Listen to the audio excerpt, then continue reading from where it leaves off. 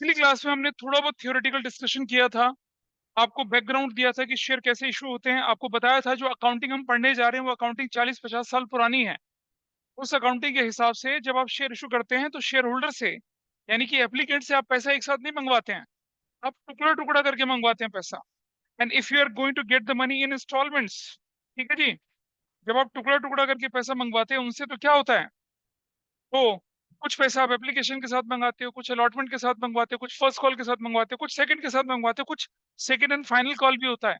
मतलब you can see variety of questions, application, allotment, first call and final call. First and final भी हो सकती है, first call अलग हो सकती है, फाइनल कॉल अलग हो सकती है, फर्स्ट कॉल के बाद सेकंड कॉल, फिर उसके बाद फाइनल कॉल भी हो सकता है। मतलब डिपेंड करता है what is the language of the question. तो मैंने पूछा, जब हम एनसीईआरटी में टेक्स्ट बुक का डेवलपमेंट हो रहा था, तो जो हमारे हेड थे डिपार्टमेंट के, जो कि टेक्स्ट बुक कमेटी को हेड कर रहे थे, मैंने कहा सर आप भी जानते हैं हम भी जानते हैं, अब कुछ जमाना है आईपीओ का, सारा पैसा एक साथ आता है, तो ये टुकड़ा टुकड़ा करके क्यों करवा रहे हो? आज तो अकाउंटिंग ऐसी होती ही नहीं है, एक बार पैसा आता है लमसम में, काम खत्म। ना अलॉटमेंट, ना फर्स्ट कॉल, ना फाइनल कॉल, ना कॉल सिनेरियो, ना कॉल से कुछ होता ही नहीं है, सारा पैसा आता है। अरे देख बेटा, बात समझ। Companies act 2013, companies act 1956, companies act 1956 में था, लेकिन कंपनीज एक्ट 2013 ने उसे मेंटेन करके रखा। कंपनीज एक्ट 2013 में अभी भी ये लिखा हुआ है कि एक कंपनी चाहे तो अपने पैसे को फ्रैक्शंस में मंगवा सकती है। पर जब तक ये क्लॉज रहेगा तब तक आपको अकाउंटिंग ऐसी ही पढ़नी है। जिस दिन ये क्लॉज खत्म हो जाएगा उस दिन फिर इसमें फिर चैप्टर ही खत्म हो जाएगा, फिर तो कुछ बचता ही नहीं है। ठीक है जी। तो बुक बिल्डिंग प्रोसेस क्या हुई, रेड हेरिंग प्रोस्पेक्टस क्या हुआ, हमने इसके बारे में पढ़ा। ठीक है। अच्छा, अब आप जरा देखिएगा, जो इश्यू ऑफ शेयर्स होता है उसको कैसे कैसे हम कर सकते हैं इशू, जरा ध्यान से देखेंगे। हम लोग लिख रहे हैं यहाँ पर इश्यू ऑफ शेयर्स, मतलब क्या क्या टॉपिक आपको पढ़ने पड़ते हैं वैसे। Issue of shares, issue of shares होता है फॉर कैश, फॉर कैश में आप शेयर इशू कर रहे हैं फॉर कैश में। दो पॉसिबिलिटी होती है यहाँ पर, क्या, एट पार और एट प्रीमियम। प्रीमियम आपने अच्छे से ढंग से पढ़ा था, किसमें, गुडविल वाले चैप्टर में, एडमिशन वाले चैप्टर में पढ़ा था। फॉर कैश होता है, ठीक है। और दूसरा जो बनता है आपके पास, क्या बनता है, for consideration other then, consideration other than cash बनता है। इसमें भी दो पॉसिबिलिटी बनती हैं। फॉर एक्वायरिंग एन एसेट, आप कोई एसेट खरीद रहे हैं, for for acquiring a business, किसी का लंबा चौड़ा बिजनेस खरीदे दे रहे हो। इसमें भी शेयर कैसे इशू होते हैं, एट पार पे इशू होते हैं। और शेयर क्या होते हैं, एट प्रीमियम पे इशू होते हैं। इसमें भी शेयर कैसे इशू होते हैं, एट पार पे इशू होते हैं, एट प्रीमियम पे इशू होते हैं। इसके अलावा भी अगर हम बोलें तो, हालांकि कंसिडरेशन अदर देन कैश की कैटेगरी में जाएगा वो, लेकिन आप क्या कर सकते हैं, issue of shares to, issue of shares for some specific purposes, जैसे प्रोमोटर्स को इशू कर रहे हैं आप, प्रोमोटर्स को, आप अंडर राइटर को शेयर इशू कर रहे हो। ठीक है, आप इशू इशू कर शेयर इशू कर रहे हो ईएसओपी के अंदर, इसे बोलते हैं एम्प्लॉइज स्टॉक ऑप्शन प्लान, ऐसे भी इशू करते हैं शेयर आप। तो बहुत सारे तरीके हैं। हम लोग क्या करेंगे, हम ये ढंग से पढ़ेंगे, हम इसको ढंग से पढ़ेंगे, हम इस वाले को भी पढ़ेंगे। ये और ये एक एक एंट्री वाला क्वेश्चन होता है। ये वाला जो पार्ट होता है, इसका सिर्फ नाम आपके सिलेबस में है, इसका अकाउंटिंग ट्रीटमेंट आपके सिलेबस में नहीं है। Just you should know the name. ESOP क्या होता है, एम्प्लॉइज स्टॉक ऑप्शन प्लान। अगर आप अपने एम्प्लॉइज को शेयर देते हैं एज अ रिवॉर्ड उनकी लॉयलिटी के लिए, और अगर उन्होंने क्या कर दिया, कोई टेक्निकल नो हाउ आपको दिया, तो आप क्या करते हैं, उनको एम्प्लॉय स्टॉक ऑप्शन प्लान देते हैं विच दे एक्सरसाइज और दे में रिफ्यूज। उसका अकाउंटिंग ट्रीटमेंट करीब करीब 6-7 साल पहले हुआ करता था सिलेबस में, अब नहीं है। ये फ्लो चार्ट आपको बता रहा है कि हमें क्या क्या चीजें पढ़नी है मोटा मोटा तौर से। अच्छा, इसके बाद क्या होता है कि शेयर्स इशू कर लिया। फिर कई बार क्या होता है कि कोई व्यक्ति शेयर का पैसा पूरा नहीं दे पाता तो उसका डिफॉल्ट भी हो जाता है, तो शेयर फोरफीचर भी होता है। फिर फोरफीचर के बाद री इशू भी होता है। वो एक अलग कहानी है, पूरा लंबा। जब हम इशू ऑफ डिवेंचर्स पढ़ेंगे ना, इशू ऑफ डिवेंचर में फोरफीचर जैसा कुछ नहीं होता। तो चैप्टर क्या हो जाता है, मतलब समझ लीजिए 60% कट हो जाता है। सिर्फ 40% पढ़ना होता है आपको। और ये जो हम यहाँ पढ़ेंगे, यहाँ हम तो शेयर के कंसेप्ट में पढ़ रहे हैं, वहां हम डिवेंचर के कंसेप्ट में पढ़ेंगे। तो अगर हम ये पढ़ लेते हैं ढंग से, इशू ऑफ डिवेंचर का जो कंसिडरेशन अदर देन कैश होता है वो पार्ट भी हमारा आराम से हो जाता है। ठीक है जी।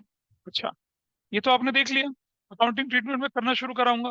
उससे पहले इसको मिटा दूं, एक और फ्लो चार्ट मुझे बनाना है। अंडर राइटर्स को, ESOP employee stock option plan, promoters को, है ना। सर, हाँ जी बोलिए। एक बार ईएसओपी फिर से समझा दीजिए। दोबारा बोलिए। एक बार ईएसओपी फिर से समझा दीजिए।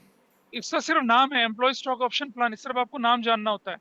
हम अपने एम्प्लॉयज को उनकी सर्विसेज के लिए रिवार्ड के, जैसे मान लो Indian oil, one of my friend he is GM finance in Indian oil.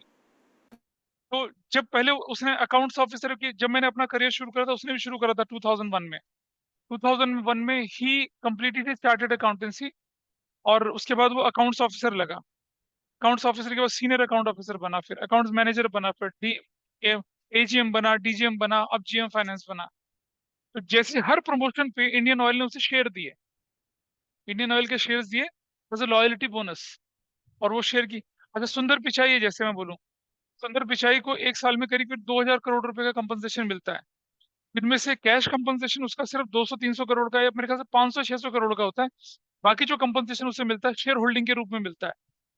मतलब गूगल उसको क्या देती है, शेयर होल्डिंग देती है कि भाई चलो गूगल के या अल्फाबेट के आपको शेयर्स दे दिए, मतलब 1,200 करोड़ रुपए के शेयर दे दिए। ऐसा करके होता है। तो सैलरी के साथ पर्क्स एंड परक्विजिट्स होते हैं। अब उन शेयर का वो क्या करेगा, गूगल के शेयर तो वैसे ही महंगे होते हैं और उनको सस्ते में दिए जाते हैं। ये शेयर भी क्या होते हैं, ये शेयर भी डिस्काउंट पे दिए जाते हैं। Please understand, shares can not be issued at discount. ठीक है, but shares are offered to employees as a stock option plan at a discount. But understand that discount is on market price. That discount is not on face value.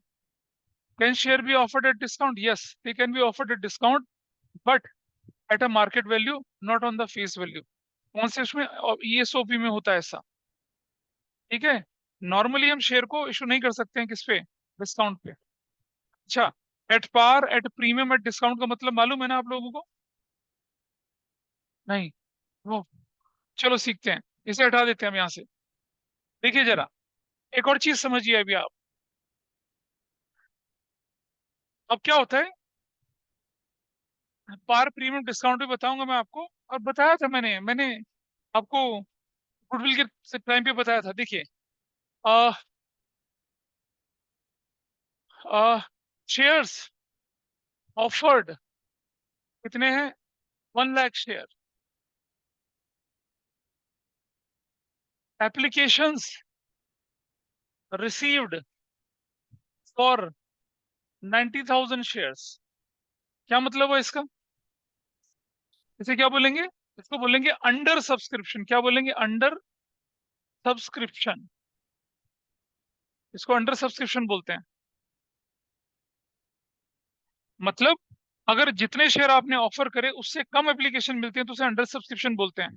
लेकिन अगर ये 90% से कम हो जाएगा तो minimum subscription fulfil नहीं होगा, और ये शेयर आपके क्या हो जाएंगे, वापस करने पड़ेंगे। मिनिमम सब्सक्रिप्शन के बारे में पिछली बार थोड़ा बहुत पढ़ा था, आगे थोड़ा डिटेल में पढ़ेंगे।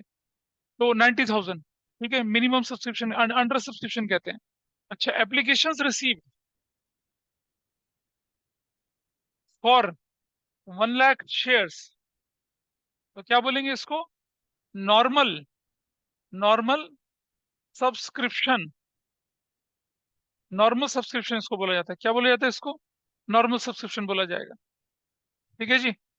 और आगे चलें जब हम इसके, अगर एप्लीकेशंस रिसीव्ड फॉर 1,50,000 शेयर्स, इसे क्या बोला जाएगा?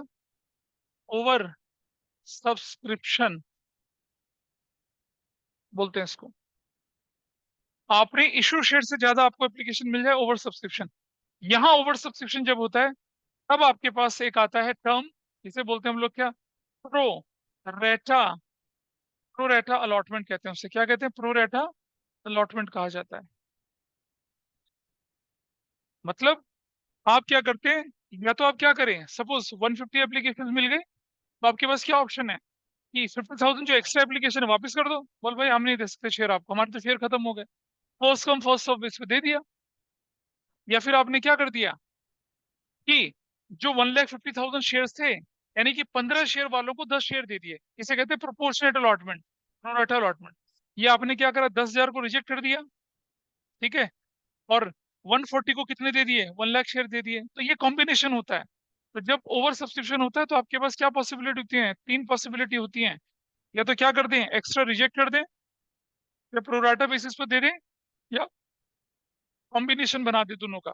कुछ को रिजेक्ट कर दें, कुछ को प्रोराटा भी दे दें, कुछ को फुल भी दे सकते हैं, ऐसे। ये पॉपुलर केस होता है, ठीक है। अच्छा, तो under subscription, normal subscription, over subscription, ये आप समझे। आइए देखें जरा, एक शेयर की फेस वैल्यू, फेस वैल्यू, क्या बोले हम, फेस वैल्यू, या क्या बोले हम लोग, nominal value. Nominal value rupees अगर 10 होती है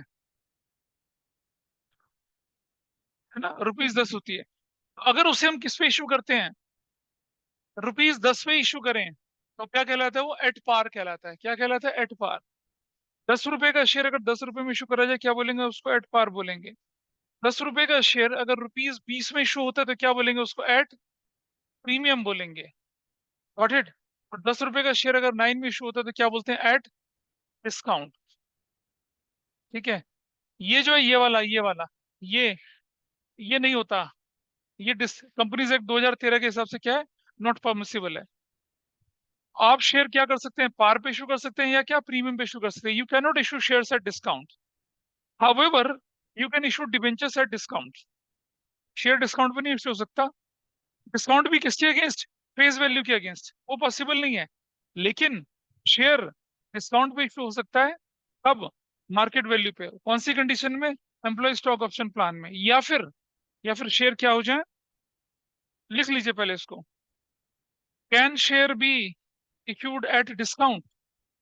क्वेश्चन लिख लीजिए, can share be issued at discount? Just note down, can share be issued at discount?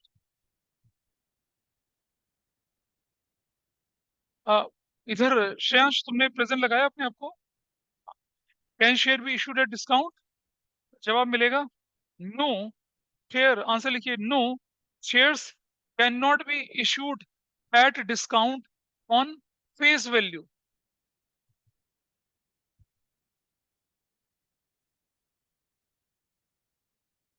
Shares can not be issued at discount on face value, ठीक है। However,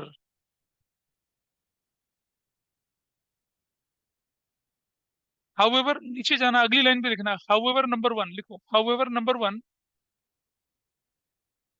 shares can B issued at discount,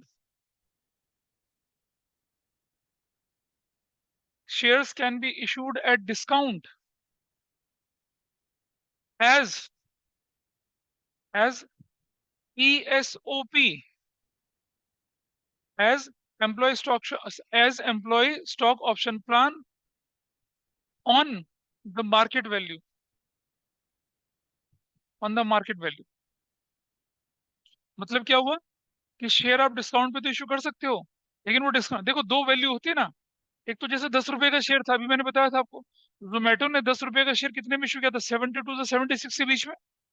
आज जोमेटो को share की market value कितनी है? 286 rupees की। 286 rupees की value है भाई इसकी, ठीक है, जोमेटो के शेयर की। अब 286 रुपीज का शेयर जो, तो मार्केट वैल्यू है। जोमेटो अपने एम्प्लॉयज को, जिसने 10 साल पूरे कर लिए, 1 लाख शेयर ऑफर करता है, 286 मार्केट वैल्यू चल रहा है। कहता तू 200 रुपये में ले जा। तो कितना डिस्काउंट ऑफर किया उसने मार्केट वैल्यू पे? 68 रुपीज का, ऐसा कहते हैं उसको। ये होता है। 10 रुपए का शेयर था ओरिजिनली, आज मार्केट वैल्यू 268 चल रही है। अपने एम्प्लॉय को ईएसओपी के रूप में कितने में दे दिया उसने उसको? 200 रुपये में दे दिया। कितने का डिस्काउंट दिया मार्केट वैल्यू पे? 68 का दिया। मार्केट से खरीदते तो कितने का? 268 का आता ना। हाँ जी बेटा, 268 इज मार्केट वैल्यू। तो डिस्काउंट किस पे ऑफर करा जा सकता है? Eight market value. नंबर 2 लिखिए, इसी के नीचे नंबर 2 लिखिए। Shares can be reissued at discount. Shares can be reissued at discount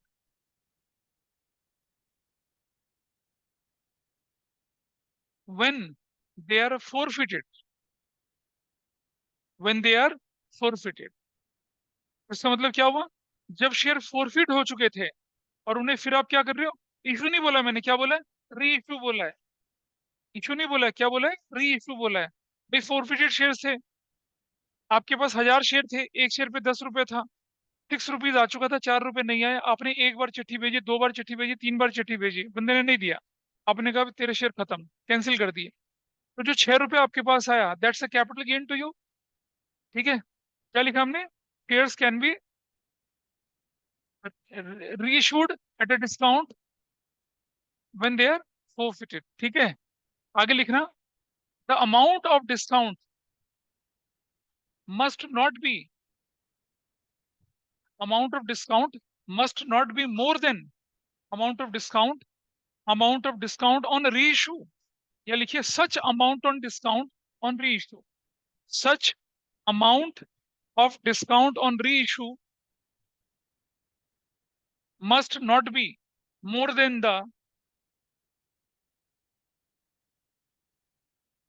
must not be more than the amount equivalent to share forfeiture account, amount equivalent to share forfeiture account। मतलब अगर आपने 10 रुपए के share में 6 रुपए लेके और फिर उसे कैंसिल कर दिया, तो जो 6 रुपए आपके पास है ना, वही उतना ही डिस्काउंट दे सकते हो आप। तो कभी क्वेश्चन आ जाए ना, can forfeited share be reissued at discount? Yes, to what extent? To the extent of amount available in share forfeiture account। ये तो तुम्हें तो forfeiture पढ़ा है नहीं शायद अभी तक, पढ़ लिया ना? तो forfeiture अमाउंट तक। This is fine with everybody.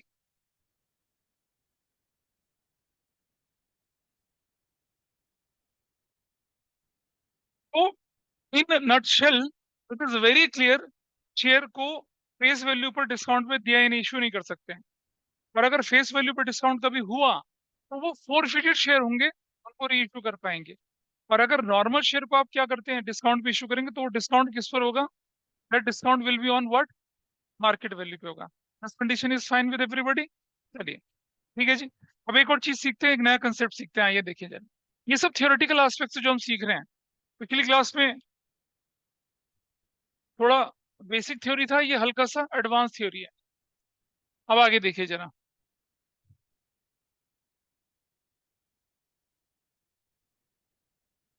Folder निकालना जरा, फोल्डर।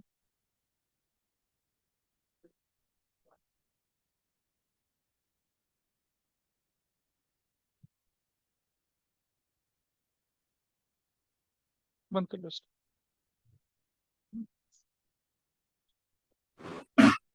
कोई बात नहीं बेटा।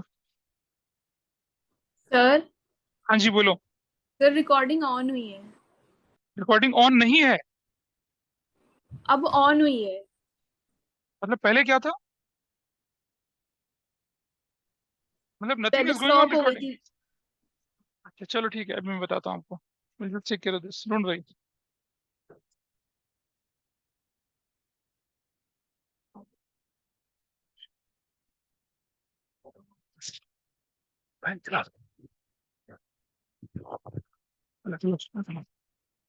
अलग अलग बैठो,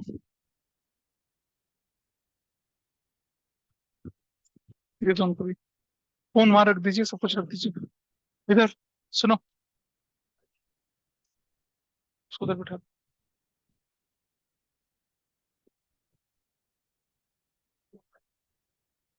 फोन रजिस्टर उधर रखो, फोन और रजिस्टर हटा दो यहाँ से। तो बच्चा है तो दे देना उसको। Okay fine. चलिए, तो कितने शेयर ऑथराइज बोले हम लोगों ने आपको? 10 लाख शेयर ऑथराइज बोले थे, 10 लाख शेयर्स कंपनी ने डिसाइड करा। चलो बाजार का मूड देखते हैं क्या है। सो इन्होंने क्या कर दिया, issued 8 lakh equity shares, issued share capital या इशूड कैपिटल बोला उसको हमने। तो आउट ऑफ 10 लाख कितने शेयर उन्होंने मार्केट में ऑफर कर दिए? 8 लाख शेयर, इसे बोलेंगे इशूड कैपिटल। अब नॉट इशूड कितने हैं? वो कब इशू करेंगे, हमारी मर्जी। कितने? 2 लाख इक्विटी शेयर्स, ऐसे 2 lakh equity shares. Got it? अब क्या हुआ, आपने 8 लाख शेयर इशू कर दिए, ठीक है। तो हुआ ये कि अब बारी आई क्या, सब्सक्राइब्ड और नॉट सब्सक्राइब्ड। भाई out of 8 lakh 7 lakh share क्या हो गए, सब्सक्राइब हो गए। 1 लाख शेयर जो है वो सब्सक्राइब नहीं हुए। क्या मिनिमम सब्सक्रिप्शन पूरा हुआ?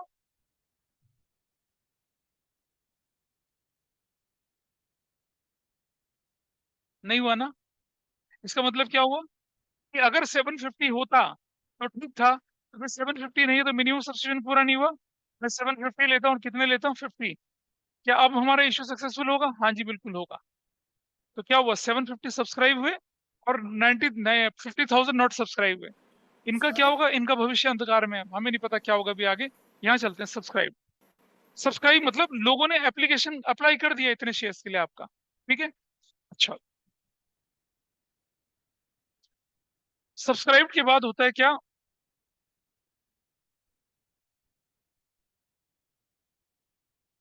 Called up. दूसरा क्या होता है, अनकॉल्ड। आपने क्या करा, आपने 7 लाख शेयर्स पर पैसा मंगवा लिया, आपने मंगवा लिया पैसा 750,000। आपने क्या कर दिया, 750 था, 50 वहां रखा। आपने क्या कर दिया, कॉल्ड अप। कॉल्ड अप को मतलब आपने लोगों से बोला कि भाई ठीक है, 7 लाख वालों से पैसा दे दो, बाकी 50,000 को बोला अभी जरूरत नहीं है, आपसे जब वो मन हुआ तब मंगवा लेंगे। याद है हमने बताया था, limited by shares, you are liable to pay the balance amount of money. ये जो 50,000 शेयर होल्डर वाले लोग हैं, इनसे आप बाद में पैसा मंगाएंगे, ठीक है। अगर कंपनी वाइंड अप होती है, डिसॉल्व होती है, ये लोग पैसा देंगे, ये लोग थोड़ी पैसा देंगे। Called up, uncalled. Uncalled share कितने हैं, 50,000 शेयर्स। अब देखो कॉल्ड अप में भी क्या हो गया, पेड अप। क्या बोला, पेड अप। मतलब पेड अप, और ये क्या हो गया, अनपेड। या बोलते हैं इसको क्या, कॉल्स इन अरियर। क्या बोलते हैं इसको, कॉल्स इन अरियर। ये जिन लोगों ने इसको शेयर्स पढ़ा होगा, पहले चैप्टर पढ़ा होगा, वहां पर ये चीज निकल कर आई थी, कॉल्स इन अरियर। और ये क्या है, पेड अप। तो मान लिया क्या हुआ, 7 लाख शेयर में से 6,80,000 शेयर होल्डर ने क्या कर दिया, पैसा दे दिया। 20,000 शेयर होल्डर ने पैसा नहीं दिया। तो जो पैसा नहीं मिला उसे क्या बोलते हैं, कॉल्स एंड एरियर बोलते हैं। फिर आप इन्हें रिमाइंडर भेजते हैं, पहला रिमाइंडर, दूसरा रिमाइंडर, तीसरा रिमाइंडर। जब ये नहीं मानते हैं तो आप इनके शेयर को क्या कर देते हैं, फोरफीट कर देते हैं। फिर आप इन्हें क्या कर सकते हैं, री इशू कर सकते हैं। बट फिर इन्हें री इशू कैसे कर सकते हैं, आप डिस्काउंट पे री इशू कर सकते हैं। अभी अनकॉल्ड पे आएंगे ना, क्या करना है, अनकॉल्ड की बारी आएगी, अनकॉल्ड के बारे में बताते हैं। नहीं नहीं समझ, 750 है ना, एप्लीकेशन तो मंगवा ली थी उनसे, allotment first call final call अभी नहीं मंगवाया। अनकॉल्ड का मतलब है कि जैसे कॉल्ड अप है, तो आपने क्या कर दिया, पूरा एट द रेट रुपीज 10 मंगवा लिया इनसे। आपने at the rate rupees 10 each पूरा मंगवा लिया।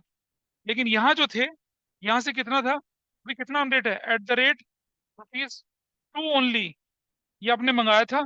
बैलेंस कितना बचा, एट द रेट रुपीज 8 पर शेयर अभी बचा हुआ है, इसलिए इसे अनकॉल्ड बोला।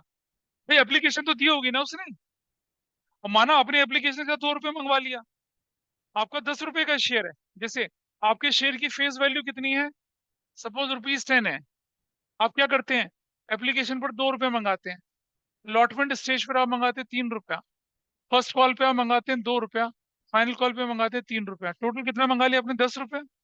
आपने एप्लीकेशन मंगवा ली, इन लोगों से तो आपने पूरा 10 का 10 रुपया मंगवा लिया। इनको बोला भाई अभी 2 रुपया दो, एप्लीकेशन रख लिया है, तुम्हें शेयर अलॉट हो जाएंगे, तुम अभी रुक जाओ, हम तुमसे बाद में पैसा मंगाएंगे। अरे बाद में कब मंगाएंगे, ये हमारी मर्जी।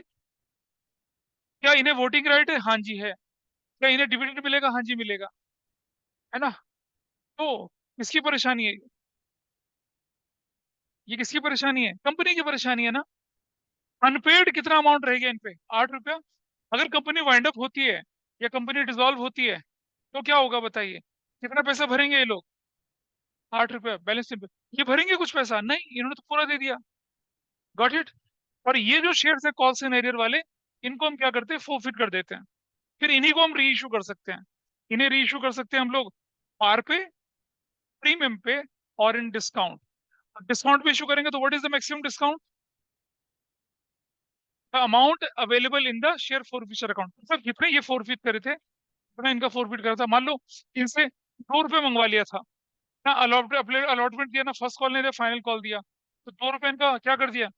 20,000 इंटू 2, 40,000 उनका पैसा आ गया। अब जब इन शेयर को री इशू करेंगे तो आप कितना डिस्काउंट दे सकते हो? 40,000 तक का डिस्काउंट दे सकते हो। ये केसेस हम आगे प्रैक्टिकल क्वेश्चन में पढ़ेंगे, तब हमारे क्वेश्चंस कॉम्प्लेक्स हो जाते हैं। Is it okay? उधर से भाई ये बिल्कुल नया चैप्टर है, अगर आपने पार्टनरशिप नहीं कर रही तो कोई फर्क नहीं पड़ेगा इसका, पार्टनरशिप से अंगूठा छाप लेना देना नहीं होता इसका। इधर फाइन। तो चलिए यहाँ थोड़ा कंसेप्ट में आगे बढ़ते हैं। अनकॉल्ड को 2 कैटेगरी में डाला जाता है, रिजर्व कैपिटल और अनरिजर्व।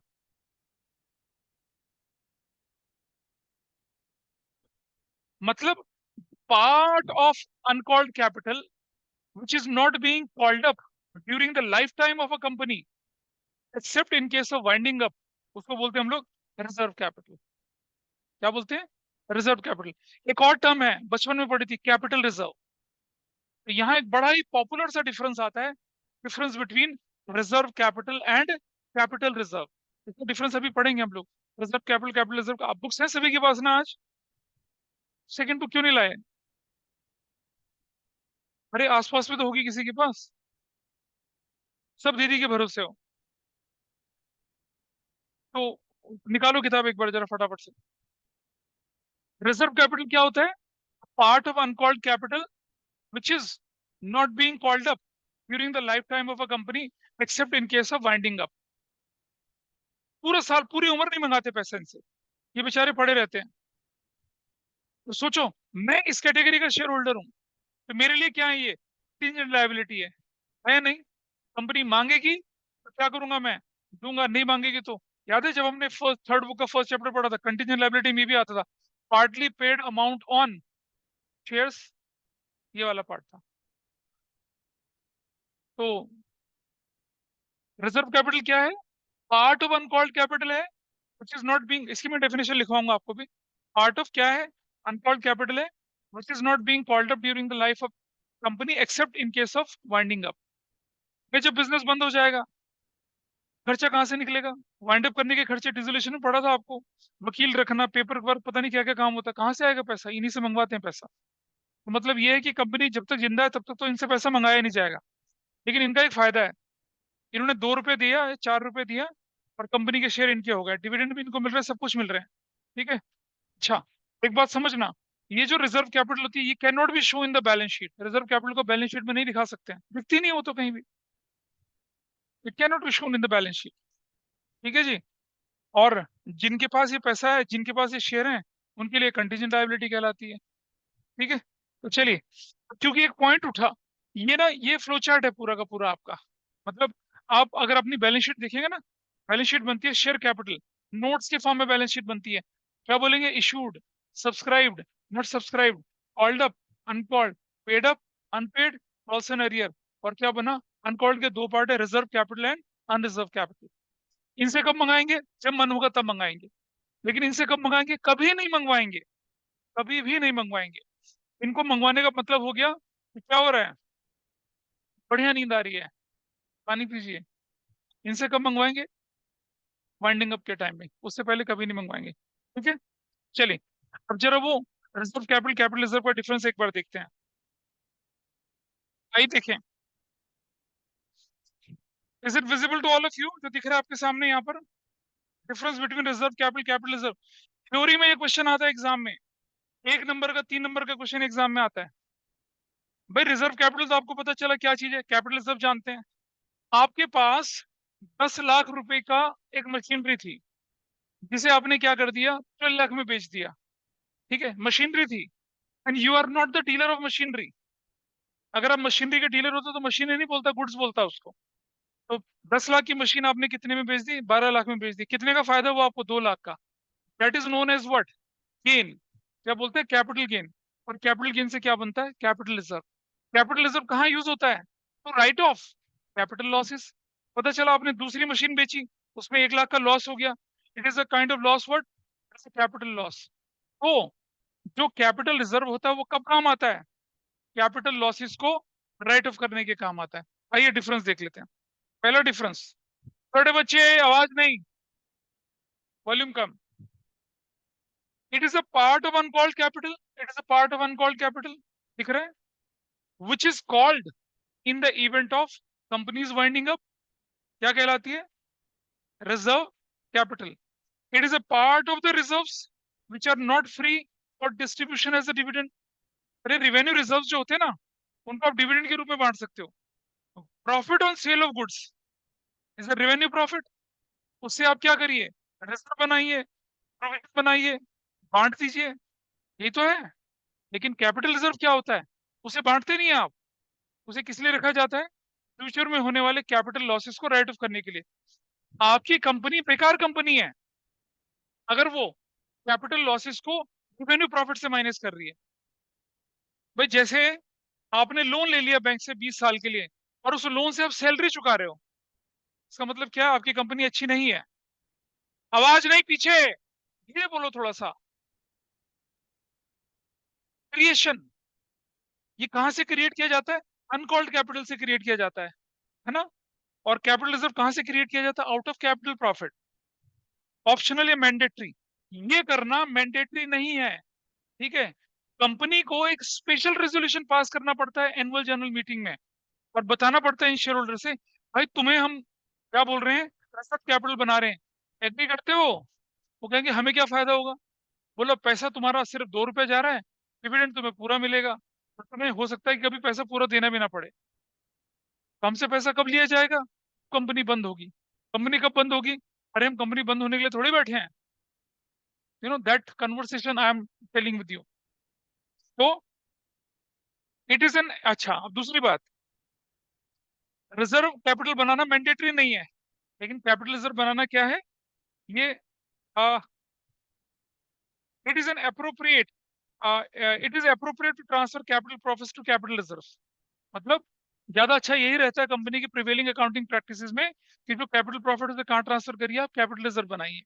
कैपिटल लॉसेस को जनरली अवॉइड किया जाता है until unless there is a survival issue, कि भाई अब कंपनी डूबने ही वाली है, तब आपको करना पड़ेगा, अदरवाइज नहीं।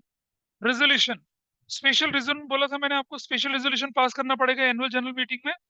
वहां इसके लिए कैपिटल के लिए, कैपिटल रिजर्व के लिए कोई स्पेशल रेजोल्यूशन पास नहीं करना पड़ता है। राइटिंग ऑफ, इससे आप लॉसेस को राइट ऑफ नहीं कर सकते हो, ये तो कंपनी के मरते समय अंतिम संस्कार के काम आएगा। लेकिन उससे क्या कर सकते हैं आप, कैपिटल लॉसेस को राइट ऑफ कर सकते हैं। डिस्क्लोजर, ये बैलेंस शीट में कहीं नहीं दिखाया जाता, ये बैलेंस शीट में दिखाया जाता है शेयर होल्डर्स फंड के अंदर। रेशो पढ़ने वालों को ध्यान होगा, अभी जब मैं कंपनी के कंपोनेंट बताऊंगा ना बैलेंस शीट करते समय, तब हम इसका डिस्कशन करेंगे। तो that is what reserve capital या कैपिटल रिजर्व का क्या है, ये डिफरेंस है।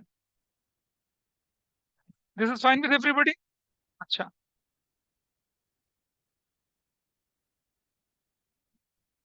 अच्छा अब एक और चीज देख रहे होंगे आप, इसी के नीचे आपको दिख रहा है कंपनी की बैलेंस शीट दिख रही है, शेयर होल्डर फंड के अंदर शेयर कैपिटल दिख रहा है, आपको ऑथराइज दिख रहा है, आपको इशूड दिख रहा है, आपको सब्सक्राइब दिख रहा है ना। अभी हमने फ्लो चार्ट में बनाया, वही तो बनाया है। सब्सक्राइब के बाद क्या दिख रहा है आपको, देखिए नीचे, सब्सक्राइब के बाद आपको दिख रहा है subscribe and fully paid up, subscribe and not fully paid up, और कॉल्स एंड एरियर उससे माइनस हो रहा है, इतना ही दिख रहा है। ठीक है जी, तो अगर कंपनी की बैलेंस शीट बनती है तो शेयर कैपिटल ऐसे रिप्रेजेंट होती है, जब मैं प्रैक्टिकल क्वेश्चन कराऊंगा तो आपको बैलेंस शीट बना के भी दिखाऊंगा, क्योंकि बैलेंस शीट बनाने वाला क्वेश्चन 3 नंबर का क्वेश्चन आता है, 5 नंबर का क्वेश्चन आता है आपके एग्जाम, कई बार 6 नंबर का क्वेश्चन बैलेंस शीट बनाने का आ जाता है। और बच्चे आप जैसे 12th क्लास के बैलेंस शीट बनाने से भागते हैं। आप देखना, जैसे मैंने रिटायरमेंट, डेथ, डिसोल्यूशन में जर्नल एंट्री कर करके बताया था ना, ऐसे ही हम कोई भी क्वेश्चन उठा लेंगे पूरे से पूरा, उसकी बैलेंस शीट बना के दिखाएंगे। आपके एग्जाम में बैलेंस शीट बनाते समय सिर्फ शेयर कैपिटल पूछी जाती है, लेकिन जब मैं पढ़ाऊंगा तो क्या पढ़ाऊंगा? Share capital, reserve surplus, cash and cash equivalent, non current assets सब बना के दिखाऊंगा। अब ऐसे क्वेश्चन भी कराऊंगा जिसमें आपने issue of share for cash किया, मशीनरी खरीदने के लिए किया, बिल्डिंग खरीदने के लिए किया, ठीक है, तो वो सब दिखाऊंगा आपको, विल शो दैट। तो चलिए यहाँ पर इसको क्या किया हम लोगों ने, छोड़ा। भाई वो सीयूटी के लिए जरूरी है ना, इसलिए कर रहा हूँ। तो मैंने बोला ना, अगर आप मेरे साथ साथ पढ़ते हैं तो आपको सीयूटी के लिए कोई एक्स्ट्रा एफर्ट करने की जरूरत नहीं है, ठीक है। चलिए, सो ये थ्योरेटिकल एस्पेक्ट हो पूरा। अब एक और काम करते हैं आगे हम लोग। अब मैं आपको बता रहा हूँ कि जब हम शेयर इशू करते हैं पार पे तो कोई फर्क नहीं पड़ता, लेकिन जब हम शेयर इशू करते हैं प्रीमियम पे तो कंपनीज एक्ट का एक सेक्शन यूज होता है। कौन सा सेक्शन यूज होता है, आइए दिखाता हूँ आपको।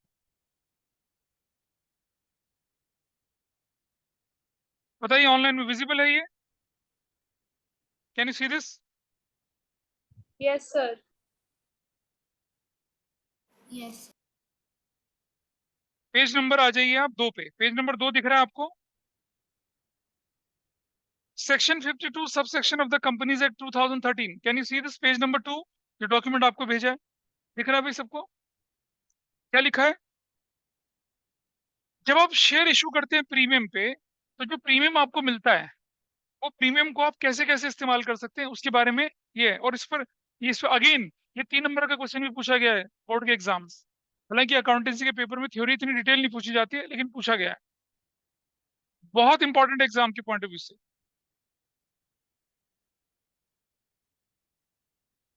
नहीं नहीं, I will give you revise one. अब की बार मैं जो दूंगा उसमें आंसर भी होंगे लिखे हुए, ठीक है। चलिए देखें जरा। अब पहले अपने दिमाग से ना एक कंफ्यूजन क्रिएट कर लें, हटा लें पर कंफ्यूजन। सपोज ये मेरे पास बैलेंस शीट है, ठीक है जी। ये मेरे पास कैश एट बैंक है 10 लाख का, ठीक है। और इधर मेरे पास क्या है, मान लिया जाए मेरे पास कैपिटल है मान लो 10 लाख की, फॉर एग्जाम्पल। मतलब मैं नॉर्मल तरीके से लेके चल रहा हूँ, बैलेंस शीट कंपनी की ऐसे नहीं बनती है, but hypothetically I am taking this. आपने क्या किया, 5 लाख रुपीज के शेयर इशू करे 20% प्रीमियम पे, तो क्या होगा बताइए? कैश एट बैंक में क्या होगा, 5 lakh plus 1 lakh, total value कितनी हो जाएगी, 16 lakh. Everybody is okay with this, clear है? 5 लाख रुपए के शेयर 20% प्रीमियम, मतलब 1 लाख रुपए के प्रीमियम पे इशू करे।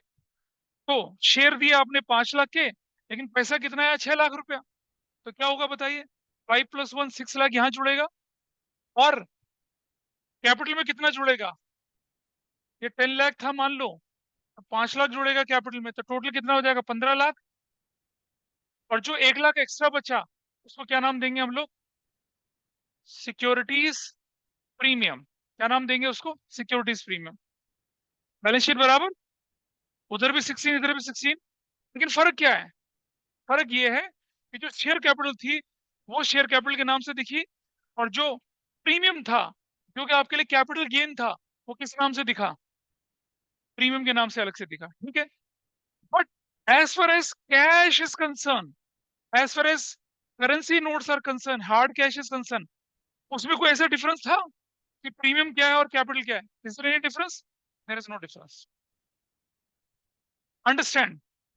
अब आपके पास 2 तरह के क्वेश्चन एग्जाम में आते हैं, बोर्ड में तो एक ही तरह का आता है, लेकिन मैं अपने स्कूल में 2 तरह के क्वेश्चन पूछता हूँ कई बार।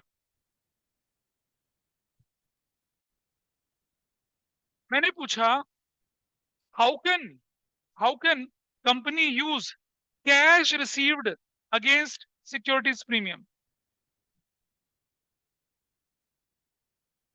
How can company use cash received against securities premium?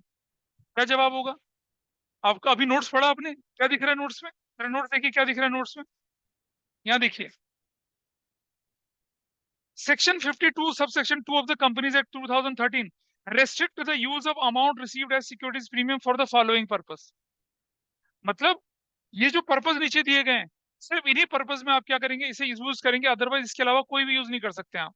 तो मेरा क्वेश्चन है, how can we use cash received against securities premium? क्या जवाब है? क्या जवाब मिला आपका? Issue fully paid bonus share, preliminary expenses write off करना, राइटिंग, जैसे आप ये लिखेंगे ना, your answer is absolutely wrong, गलत, क्योंकि आपने क्वेश्चन समझा ही नहीं। मैंने पूछा how can you use cash received against क्या सिक्योरिटीज प्रीमियम? कैश को इस्तेमाल करने में तो कोई रेस्ट्रिक्शन ही नहीं है। क्या जब आपके पास कैश आता है उस पर आप फिट लगा के रखते हो कि ये शेयर कैपिटल का, ये प्रीमियम का है? जब आपकी गुड्स बिकती है जो पैसा आता है, और जब आपकी मशीनरी बिकती है जो पैसा आता है, उस पर आप ऐसे बिकते हो कि ये कैपिटल सेल है ये, और ये क्या आपका रेवेन्यू है? नहीं। So how can we use cash received against securities premium? आप लिखेंगे, लिख लीजिए question, how can company use cash received against securities premium? जवाब है, in any manner company feel, how can company use cash received against securities premium? How can company use cash received against securities premium? तो क्या जवाब मिलेगा? In any manner company feel convenient. Cash को इस्तेमाल करने में थोड़ी कोई रोक लगी हुई है, जिस तरह से कंपनी करना चाहे उसी तरीके से कंपनी करना कर सकती है, कंपनी को कोई रेस्ट्रिक्शन नहीं है।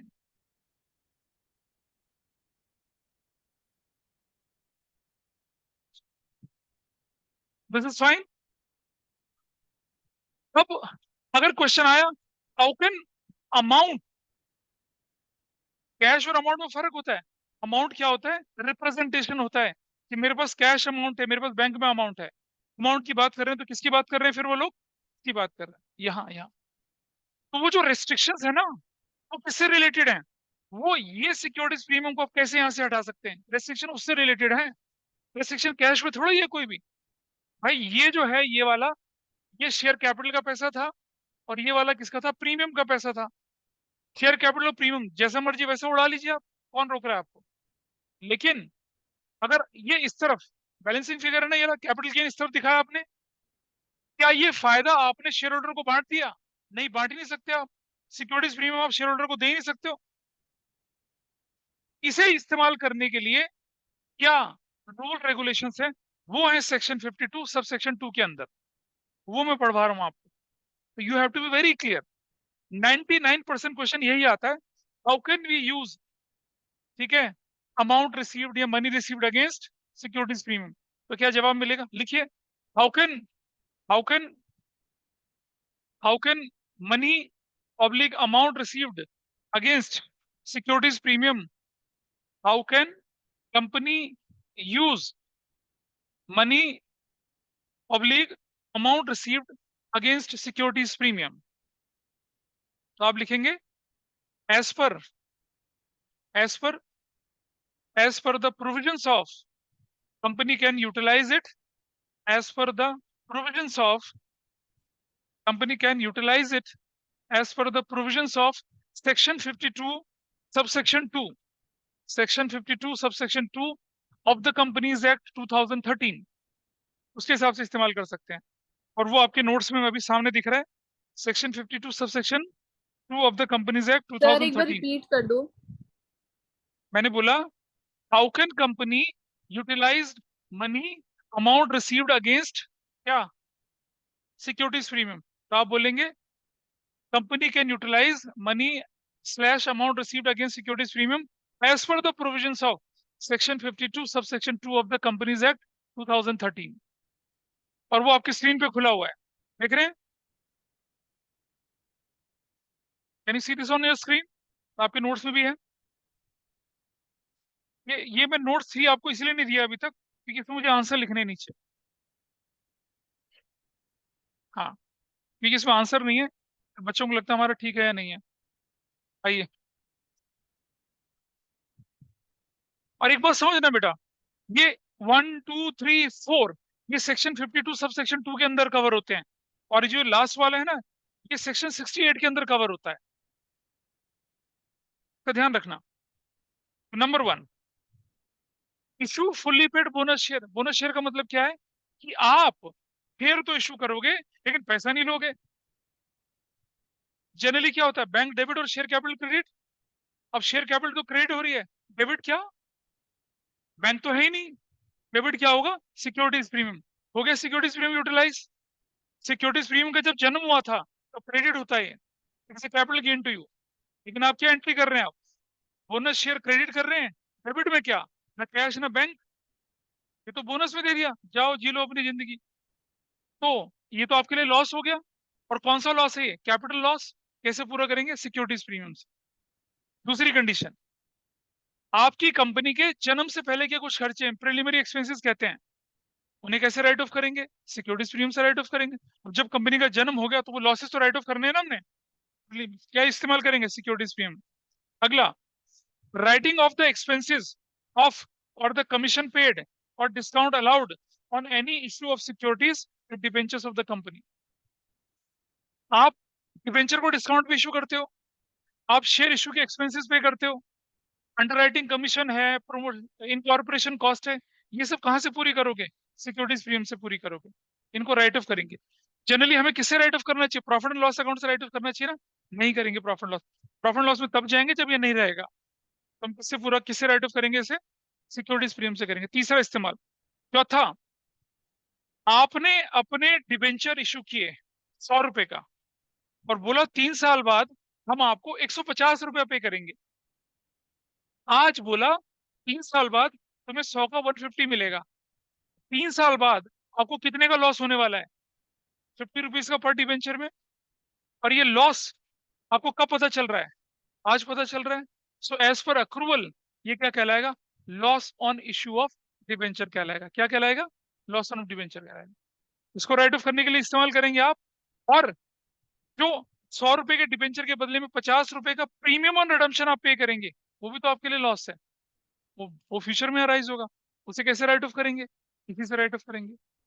तो प्रीमियम और redemption of preference share, cash flow में याद आ रही है टर्म, प्रीमियम और रिडम्पशन ऑफ क्या, प्रेफरेंस शेयर या रिडम्पशन और डिबेंचर्स, वो प्रीमियम। तो एक्स्ट्रा अमाउंट आप पे करेंगे 3 साल बाद, 5 साल बाद। जब 5वां साल आ जाएगा, उस एक्स्ट्रा अमाउंट को कैसे खत्म करेंगे आप, या तो आप सिक्योरिटीज प्रीमियम से पूरा करेंगे, और अगर वो नहीं बचता तो स्टेटमेंट ऑफ प्रॉफिट लॉस से इस्तेमाल करेंगे। ठीक है जी। और अगर आप क्या करते हैं, अपनी कंपनी के शेयर बाय बैक करते हैं, जब आप अपनी कंपनी के शेयर बाय बैक करेंगे तो क्या होगा, आपकी शेयर कैपिटल यहां से कम होगी। आप अपनी कंपनी के शेयर बाय बैक कर रहे हैं, तब तब आप क्या कर सकते हैं, सिक्योरिटीज प्रीमियम को क्या कर पाएंगे, उसको इस्तेमाल कर सकते हैं। लेकिन उसके लिए सेक्शन, अरे मेरी बात समझो, रिलायंस इंडस्ट्रीज लिमिटेड या मान लो एमआरएफ टायर्स हैं, एमआरएफ टायर्स के पास मान लो 75% की होल्डिंग है, वो चाहते हैं कि हम अपनी होल्डिंग 5% बढ़ाएं, तो मार्केट से शेयर खरीद लेंगे अपने, लेकिन सेबी से परमिशन लेते हैं। सेबी बोलती है बताओ मार्केट में तुम शेयर खरीद रहे हो, कितना प्राइस ऑफर कर रहे हो। एमआरएफ के एक शेयर की कीमत 72,000 रुपीज होती है आज की रेट में, 72,000 140 हो गई है, 1,40,000। ओ भाई साहब, अभी लास्ट ईयर जब मैंने एग्जाम्पल लिया था 78,000 रुपीज था, 1,40,000 रुपए का एक शेयर है एमआरएफ। एक, हाँ, हाँ, स्प्लिट नहीं करा। एक बड़ा इंटरेस्टिंग वीडियो है इस पर है, मैं कभी मौका लगेगा तो बताऊंगा आपको। एक लड़का क्या हुआ था, उसके दादाजी जो थे वो किसी बीमारी की वजह से कोमा में चले गए।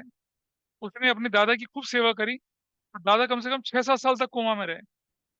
लड़के की जवानी ढल गई, वो 24-25 का लड़का था, 30, 31, 32 का हो गया। अचानक दादाजी को होश आ गया। ठीक है, अब तुम अगर मैं दिखाता तुम्हें वीडियो, है नहीं मेरे पास कुछ। ठीक है, तो फिर क्या हुआ पता है, उसने बोला कि मेरे दादाजी जब होश में आए तो उनके पास ना एमआरएफ के शेयर फिजिकल फॉर्म में 20,000 शेयर, 20,000 शेयर थे। ठीक है जी, 20,000 शेयर थे उसके पास। अब वो डीमेट फॉर्म में, हम मतलब फिजिकल फॉर्म में हमें उन्हें डीमेट फॉर्म में करवाना है। जरा 220,000 शेयर को 75,000 से मल्टीप्लाई करो, जरा कितना आता है पर शेयर से। 20,000 को मल्टीप्लाई करो, 15 नहीं बेटा, तुम देखो जरा कितना अमाउंट बनता है। हाँ, 150 करोड़ रुपया बना। इतने में 3 शादियां कर लेगा आदमी। देख रहे हैं? 100, तुम्हारे पास कितने? फिर क्या करा, निकाल दिए? अरे चलो, तुम उसको किसी म्यूजियम में गिफ्ट कर दो, यही होगा। क्यों पड़े रह गए? तो दादाजी ने 20,000 शेयर खरीदे थे, पोते ने अपना जवानी लगा दी दादा के इलाज में। दादा को होश आया, कह रहे बेटा बस ये रख ले, इससे पहले कि मैं फिर निकल पड़ूं। 150 करोड़ रुपए का। मतलब वो जब एंकर था सीएनबीसी, आवाज में आ रहा था उसका, मतलब वो बंदा, उसकी आवाज नहीं निकल रही थी जिसके पास शेयर थे वो। और वो आदमी करता करता, you are billionaire in Indian currency now, ऐसा करके बोला उसने। एनीवे, चलिए। तो सेक्शन 52 सब सेक्शन 2 के आपने सारे के सारे प्रोविजंस पढ़े, इस पर थियोरेटिकल क्वेश्चन बनता है। ठीक है जी। आइए अब जरा बस प्रैक्टिकल क्वेश्चंस पर हाथ लगाते हैं, है ना। कुछ थियोरेटिकल चीजें, प्रैक्टिकल क्वेश्चन शुरू करते हैं। Before I proceed for the practical questions, concept सीखिए जरा, है ना। It will help you. Question टेढ़ा आया, बिलीव मी, आप ही लोग होंगे क्लास में जो उसे कर पाएंगे, बाकी कोई नहीं कर पाएगा। कैसे, जरा समझिए। कंपनी के पास 10 रुपया फेस वैल्यू का शेयर है। अच्छा, एप्लीकेशन स्टेज पर कितना मंगा रहे हैं? वो 2 रुपया मंगा रहे हैं। अलॉटमेंट स्टेज पे 3 रुपया मंगा रहे हैं। फर्स्ट कॉल पे मंगा रहे हैं वो 2 रुपया। फाइनल कॉल पे मंगा रहे हैं वो 3 रुपया। टोटल कितना मंगा लिया? 10 रुपया। Got it? अच्छा, एप्लीकेशन की जो डेट है वो है, मान लो फर्स्ट, अगर मान लो ये है 10 अगस्त 2024 है। इस दिन एप्लीकेशन आपकी आ जाएगी, लास्ट डेट मानी जाएगी। ठीक है। अलॉटमेंट आप कर रहे हैं मान लो 15 अगस्त, या अलॉटमेंट कर रहे हैं आप 18 अगस्त 2024 को। फर्स्ट कॉल आप मंगा रहे हैं 18 सितंबर 2024 को, और फाइनल कॉल आप मंगा रहे हैं मान लो 30 सितंबर 2024 को। ये टाइमलाइन है आपके पास। ठीक है जी। अब जरा समझना, सबसे पहली एंट्री आप क्या करेंगे? एप्लीकेशन लेने की करेंगे। तो क्या लिखेंगे आप? और इशूड कितने शेयर कर दिए? इशूड 10,000 इक्विटी शेयर्स, 10 रुपए का एक है। X limited issued 10,000 equity shares of rupees 10 each at par, ऐसे लिखा है। और क्या लिखा है ये? Amount payable per share was as follows. ये है ये एप्लीकेशन पर, अलॉटमेंट पर, फर्स्ट कॉल पर, ऐसा आपके पास दिख रहा है। ठीक है। अब मैं दिखाऊंगा कि what is the real accounting process and what actually given in your books. Amount payable per share was as follows. देखिए, पहली पहली डेट में क्या लिख रहा हूं आपके पास यहाँ? अगस्त 10 2024 को लिखूंगा। बैंक अकाउंट डेबिट 10,000 शेयर, 2 रुपए का एक शेयर। कितना लिखूंगा मैं? 20,000। Everybody is okay with this? आपने पैसा तो ले लिया, बट क्या आप शेयर इशू कर सकते हैं आज की डेट में? At application stage can you issue shares? नहीं। तो मैं एक टेम्पररी लायबिलिटी अकाउंट खोलूंगा। क्या खोलूंगा? एक टेम्पररी लायबिलिटी अकाउंट। उसका नाम होगा to equity share application account. Equity share application account बोलूंगा। ठीक है जी। और कितना लिख दूंगा? 20,000। और क्या लिखूंगा? Equity share application money receive. अब अगस्त 10 तारीख तक आपको जितना पैसा मिला कौन से अकाउंट में पड़ा होगा? एस्क्रो अकाउंट में पड़ा होगा। कहाँ पड़ा होगा? एस्क्रो अकाउंट में पड़ा होगा। ठीक है, एस्क्रो अकाउंट से पैसा निकल कर आपके पास कब आएगा? जब क्या हो जाएगा, इशू सक्सेसफुल हो जाए और लिस्टेड हो जाए शेयर स्टॉक एक्सचेंज में और उनका अलॉटमेंट हो जाए। यानी कि आप शेयर एप्लीकेशन अकाउंट को तब तक क्लोज नहीं कर सकते हो तब तक शेयर अलॉटमेंट की एंट्री ना हो जाए। हाँ, अभी बताऊंगा ना ये वाला। इसका मतलब क्या हुआ? इसका मतलब ये हुआ कि आपको एप्लीकेशन मिलेगी और जो आपने पढ़ा है ना उससे अलग हो जाएंगी चीजें भी जो तुम लोगों ने पढ़ा है। आपको क्या मिला? एप्लीकेशन मिल गया। अब आप अलॉटमेंट कब कर रहे हो? 18 अगस्त को। तो 18 अगस्त को 3 एंट्री होनी है। ठीक है, मान के चलूं पहली एंट्री क्या होगी? अलॉटमेंट ड्यू करने की। बेटा देखो, जब तक आप अलॉटमेंट ड्यू नहीं करेंगे तब तक आप शेयर कैपिटल वर्ड यूज ही नहीं कर सकते हो। Can you use the word share capital? जब तक शेयर अलॉट नहीं हुए नहीं कर सकते ना। तो देखिए, अब बारी आई कौन सी? अगस्त 18 को। सबसे पहले मैं क्या करूंगा? शेयर अलॉटमेंट को ड्यू करूंगा। तो क्या एंट्री बनती है? Equity share allotment account debit 10,000 share into 3 रुपए के हिसाब से कितना हो गया? 30,000। और क्योंकि हमने शेयर अलॉटमेंट कर दिया तो मैं यहाँ शब्द इस्तेमाल कर सकता हूँ क्या? इक्विटी शेयर कैपिटल अकाउंट 30,000 से। और क्या बोलूंगा? Equity share allotment is due. Equity share allotment is due. Due हो चुका है। आपने बोला हमें लिस्टिंग की परमिशन मिल गई है, आओ हम आपको शेयर अलॉट कर देते हैं। और जैसे ही आप शेयर अलॉट कर देंगे तभी आप शेयर कैपिटल शब्द यूज करेंगे। एस्क्रो अकाउंट का ताला की चाबी आपके हाथ में आ जाएगी।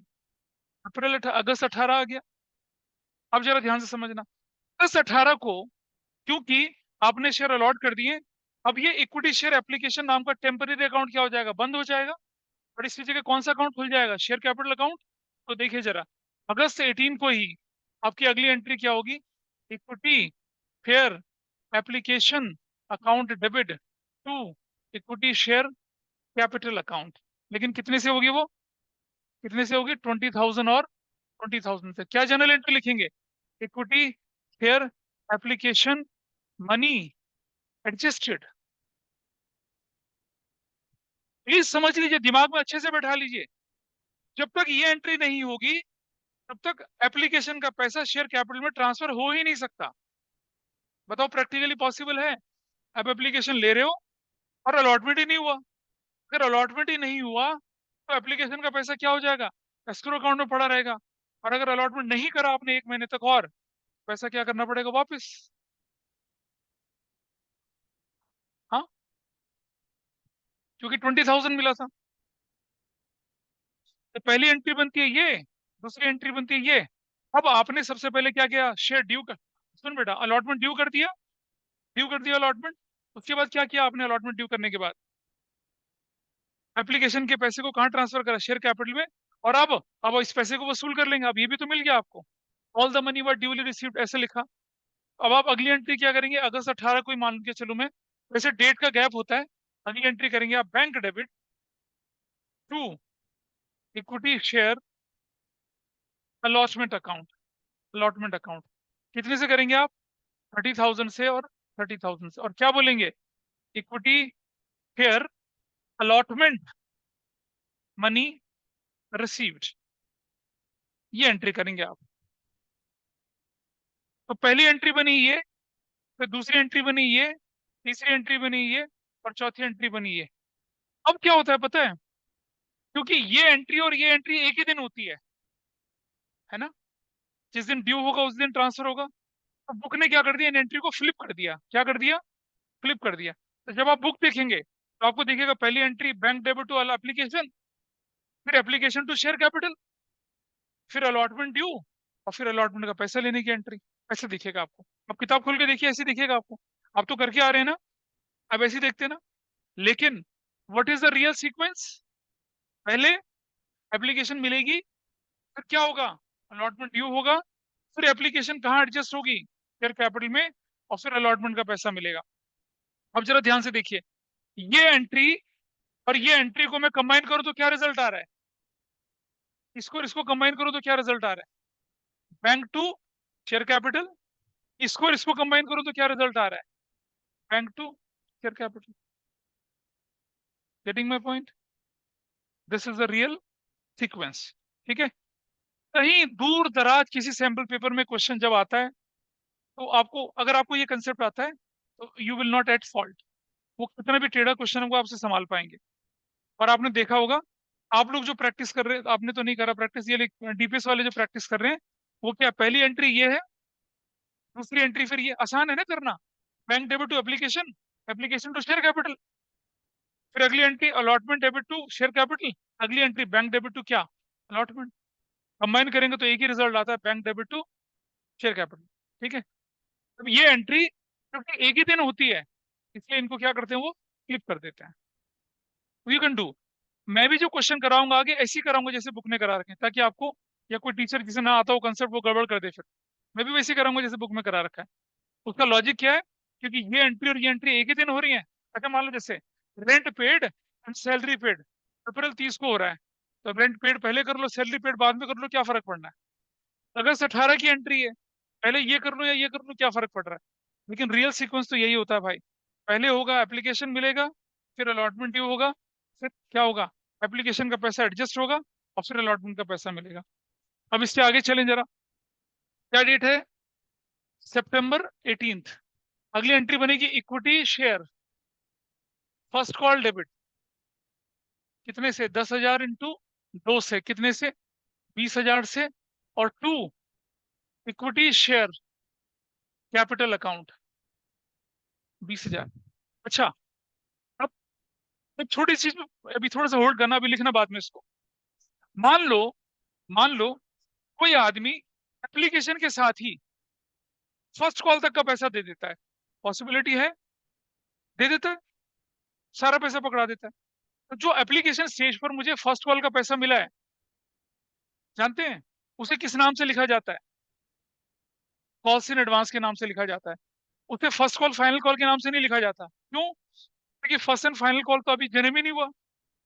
बहुत सारे टीचर पता क्या करते हैं, जो एप्लीकेशन से जो पैसा मिलता है उसे फर्स्ट कॉल फाइनल कॉल के नाम पे डाल देते हैं। टेक्निकली गलत नहीं हुआ वो, फर्स्ट कॉल कब ड्यू हो रही है, अलॉटमेंट के बहुत बाद, और एप्लीकेशन स्टेज पे जो आपको पैसा मिल गया फर्स्ट कॉल फाइनल कॉल का, हाउ कैन यू यूज, जैसे मैंने लिखा equity share application to share capital to first call to final call, how can I write first call final call, वो तो उनका तो जन्म ही कब होगा, बाद में होगा। तो यहाँ पर हम शब्द यूज करते हैं कॉल्स इन एडवांस। वो जो सिंगल शीट दे रखी है ना, उसका जो दूसरी सीट आएगी उसमें कॉल्स इन एडवांस कराऊंगा, अभी नहीं लेकिन।